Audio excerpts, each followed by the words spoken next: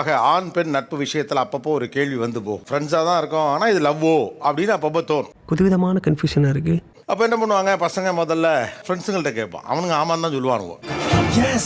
இல்லை இது நட்பு தான் சொல்லக்கூடிய பெண்களும் எப்போதும் இருந்து கொண்டே இருந்திருக்கிறார்கள். அதுதான் இன்னைக்கு நம்ம பேச போகிற விஷயம். இப்போது லேடிஸ் ஃபர்ஸ்ட்டும்பாங்க, இன்னைக்கு ஜென்ஸ் ஃபர்ஸ்ட். அப்படி சொல்றா சிங்கா குட்டி வா வா வா. ஒரு பொண்ணு வந்து இருந்தாங்க எங்க காலேஜ்ல. எங்க குரூப் ஆஃப் ஃப்ரெண்ட்ஸ் வந்து நிறைய பொண்ணுங்க நிறைய பசங்க இருப்போம். அப்படியா?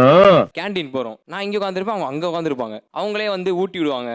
சரி நான் பெஞ்சில படுத்தா, எதுக்கு பெஞ்சில படிக்கிறேன், மடி இருக்கல, என் மடியில படுக்க வச்சாங்க. இதப்பா செமையா லவ் பண்ணடா. இப்போ காலேஜ் விட்டு இப்படி போறேன், அடுத்து கால் வருது, மறுநாள் காலைல 8 மணி காலேஜ், அது வரை ஃபோன் பேசுறாங்க. நடுவுல 2 நேரம் தூங்குவாங்க, நானும் தூங்கிட்டு ஃபோன் வச்சுறேன், திரும்ப அடிச்சு இந்த தூங்குனா ஃபோன் வச்சிருவேன் அவ்வளவுதானா அப்படின்றாங்க.